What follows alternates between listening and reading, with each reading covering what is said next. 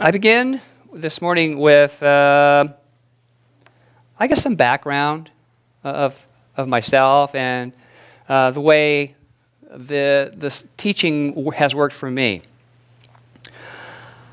I literally stepped into the science of my teaching. It was one Sunday morning right here in Chico in the 1980s. And little did I realize just how my life was about to change. I was met lovingly by the greeters, handed a program, and invited to enjoy the message by Reverend Carolyn. And I did, a lot. I was inspired to have found a spiritual home, one that felt like home, loving, supportive, and with the freedom to be my authentic self. What I heard that morning has resounded in my mind over the years, over and over and over. And it's change your thinking, change your life, change your world. No one else's, your own. Wow. It's a powerful statement. And here's another one that I still carry to this day that I heard then. Thoughts are things. Thoughts are things. When I heard all of this, something within me shifted. I began to question. So when I became Wonder Man, I began to wonder about life and all of its pieces and all of its parts and what was my role. I wanted to learn more about this thing called science of mind. So what I did was, I learned by enrolling in classes. And I knew that my purpose was to learn the principles, but I also got to learn about myself in the process, about what I believed myself to be, and for my purpose in life. For me, one of the most valuable aspects of these classes, then and now, is the people you meet, many of whom remain lifelong friends to this day. And there are many here this morning. Many here this morning. It's been over 25 years. Over 25 years. 35. 35. I said over 25. My 35. Reverend Carolyn says almost 40. Open to the greater. Okay, thank you. Was that a call and response? I think it was. Yeah.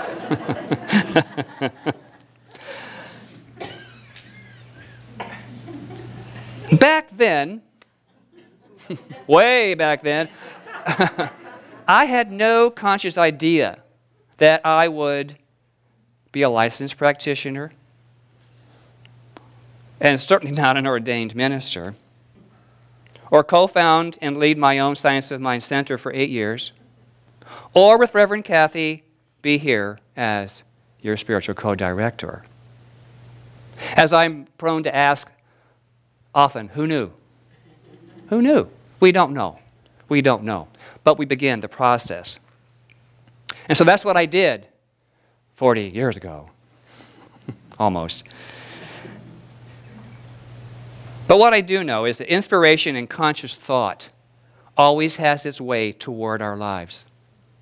Even though we can't always see or know how or what way we're going or where it may lead us. We don't know. We don't know. What we can begin to do is recognize where our thoughts have been hanging out. Where have our thoughts been hanging out in our life? What you see is what you've been thinking and believing and knowing and even resisting My life is so hard. Yes, it is.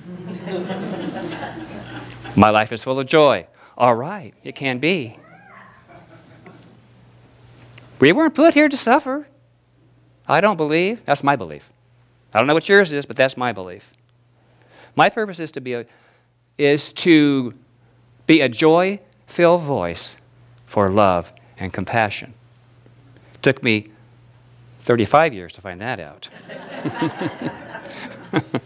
So, but what I know for myself, and I know for you too, I've kept on, one thought at a time, one action at a time, every joy and sadness and shift in believing right to here, right to now, August 6, 2017. And so have you.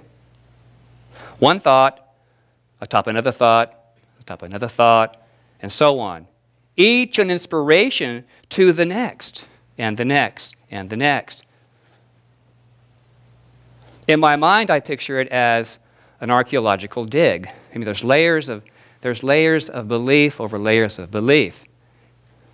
And it builds to the surface of what we see today.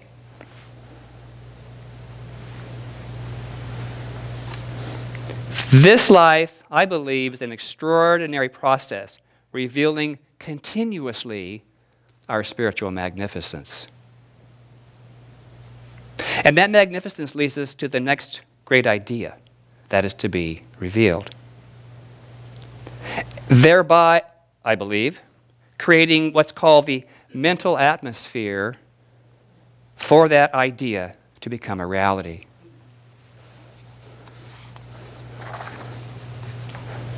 And the key in all of this is to remain in a state of gratitude for all that has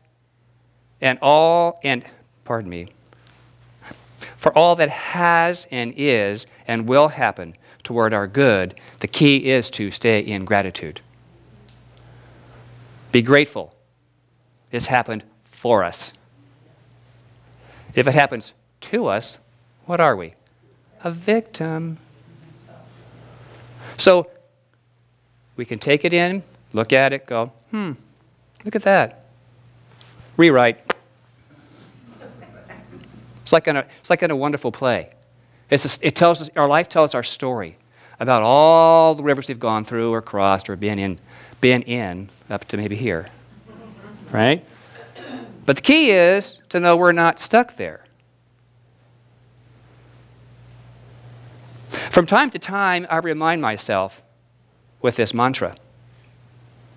It's all good, so it's all God. And it's all God, so it's all good. No matter how you put it, it's all God. Thoughts are things. Thoughts are things. That's my thought. It's all God, it's all good. All the time. Our founder, Dr. Ernest Holmes, he states this, and I quote, "Thoughts are more than just things. They are the cause of things. They have no independent existence since there can be nothing external to some comprehending mind." Your mind and my mind. Our work is done in mind alone, and our entire equipment is thought and knowledge of the power which it utilizes. This power is superior to the intellect, which is our human, in its creativeness.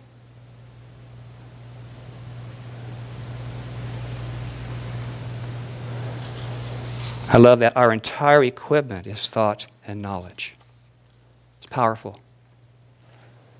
That's why classwork was so important, to understand who we are, how we believe. I know there's a quickening of divine creativity when the spark which burns at the center of our own soul is ignited from the living and eternal flame of the Spirit. This ignition is the moment when we are wide open to the greater. And ignition is a burst of energy, whether it be 12-cylinder or a battery. It still gets things moving. There's a release of energy. There is a direction of it toward a certain way or destination. Ernest Holmes again says, there can be no real enjoyment in life until we see that everything is animated by Spirit. Everything is animated by this one divine Spirit. And as we see that things are thusly animated, we are beholding the real universe. It's that opening to the truth that it's all God. Spirit is the animator of our lives. Walt Disney knew this. He was a pioneer in the world of animation, wasn't he? In his mind, he saw his greater idea. And in perfect time and divine order, Walt's desire was ignited and thusly realized as Mickey Mouse, Donald Duck, Disneyland, and, of course, the Magic Kingdom. Who knew? Who knew? He knew. He knew. And once we know, it ignites everything around us. And everyone can feel it. You felt it from your peers, your family. You walk into a room and you're going, or you're, hey! There's a difference in the energy we put out. And our world senses that, whatever that is. Well, the greater weight always begins with your ideas. And they require you to be clear and purposeful about your ideas and to fuel them with your enthusiasm. You know, God has no limits, and that is the greater. The greater has no limits. The greater is a willingness to remain open to new ideas. This whole transformation here that's still evolving has opened a lot of my doorways to let the process play out, to be grateful for all the ideas that have come forth towards what is still happening in our sanctuary space here. And when it's complete, there will be a sense of embrace in color and tone and sense and community. Now, it's a subliminal thing, but to me, color is very important. It's like walking out into nature and seeing the blue sky. Somehow the blue sky is a lot more to me than thunder and lightning and rain, but I know it's all perfect order necessary to the blue sky.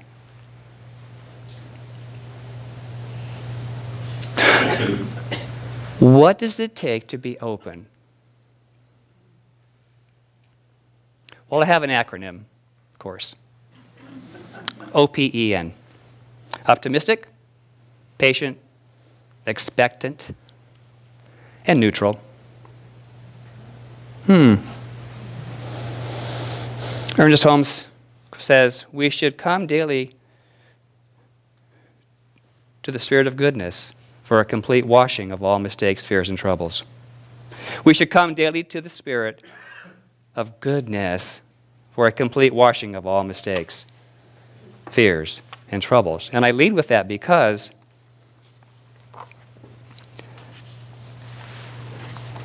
I'm going to share with you the O, the P, the E, and the N. Open is to awaken each morning before your eyes are even open and say in your mind, I'm alive, thank God. Instead of, oh God, it's morning. And then I breathe deeply and wallow in deep gratitude. I just wallow. Oh, gosh, it's good to be alive. Thank you, God. Thank you. Isn't it? I love my bed. I'm grateful for my bed. I'm grateful I can get up out of bed. So I wallow in this gratitude of just breathing in aliveness and, oh, wow, it's wonderful. It's just wonderful. When's the last time you wallowed in gratitude? No response. Okay. You know, there are other choices I've tried in my life other than wallowing in gratitude. I've tried the pity and the doubt and all that kind of stuff. And it didn't really serve me for, other than people gave me all that. They said, okay, you're pitiful. But it didn't feel good. You know, part of my sense of what's good for me is what feels good coming back to me. And so I open each day and I wonder. I wonder. I mentioned out loud this morning, I wonder who I'll see today. Didn't know. You never know who you're going to meet in your day. You never know what's going to be in our experience. But I know it's always wonderful because that's what I expect. Please affirm with me. Each moment of each day, for the rest of my days, I enter each day as a spiritual being and behold the wonder.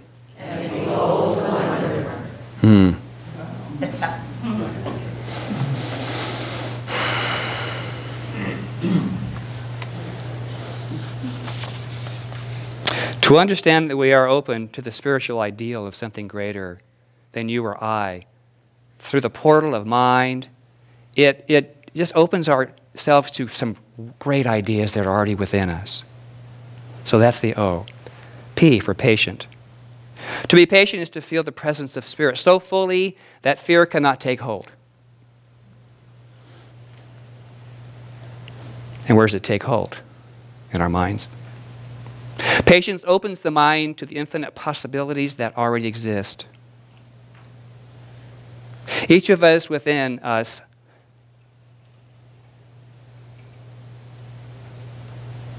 live in truth a magnificent life. We just haven't realized it yet. We haven't said yes to that piece of our life that says, ooh, that's really good. That's really good.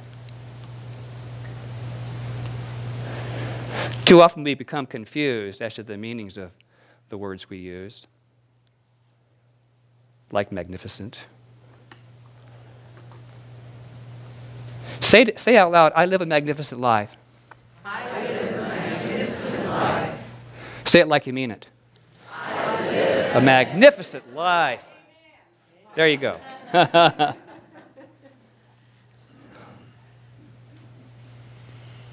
Magnificent means great indeed, or an exalted place. Strikingly beautiful or impressive.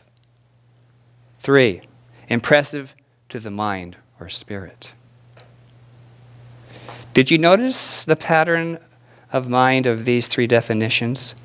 Each of you have your own ideas when you say, I live a magnificent life. I'm a magnificent being of God. What is that like? Some of you go, yeah, right. Not today, maybe tomorrow. And that's okay. But to know that and repeat that and to affirm that and live it in your lives is so important. So important.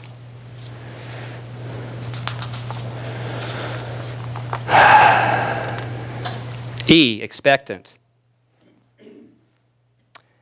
Hafiz wrote, ever since happiness heard your name, it has been running through the streets trying to find you. Don't you love that? Ever since happiness heard, say your name, it has been running through the streets trying to find you. And what do you say? Here I am. Right here. Right here. I've been found.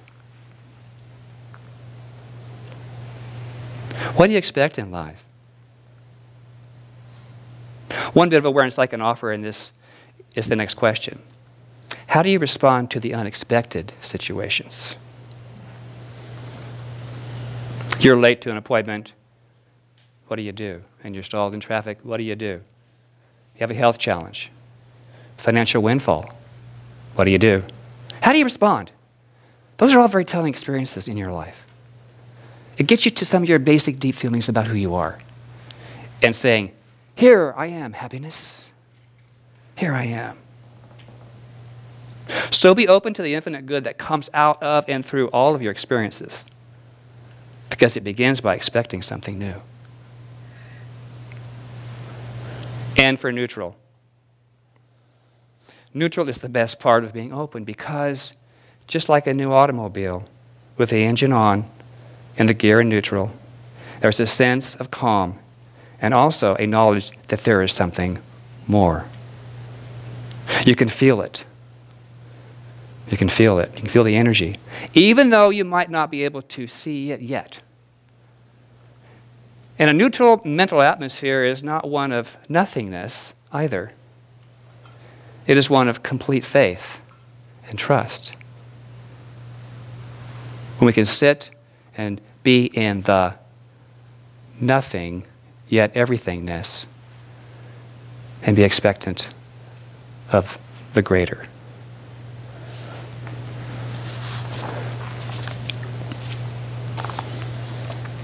So, to be open to the greater is to rest calmly with and in the spiritual assurance of the all-good. Remain neutral. Doesn't mean passive or anything else, just open and neutral. So OPEN, open to your greatness. Beloved, is open to the greatness and the possibilities you possess. Let's travel the path called unique and magnificent. Let's do it in love, remembering each soul, every single one of us, we're on our own journey, being drawn toward our spiritual magnificence. Step in to that ever-expanding you. Step into it. Be a little uneasy. Be a little excited. Be a little scared. Like a first date. A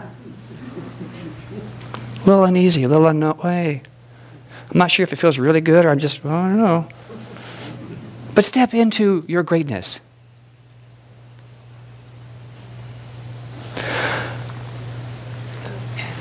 So I close with one of my favorite go-to inspirations, Rumi. And he wrote, out beyond ideas of wrongdoing and right-doing, there is a field. I'll meet you there. Namaste. And so it is.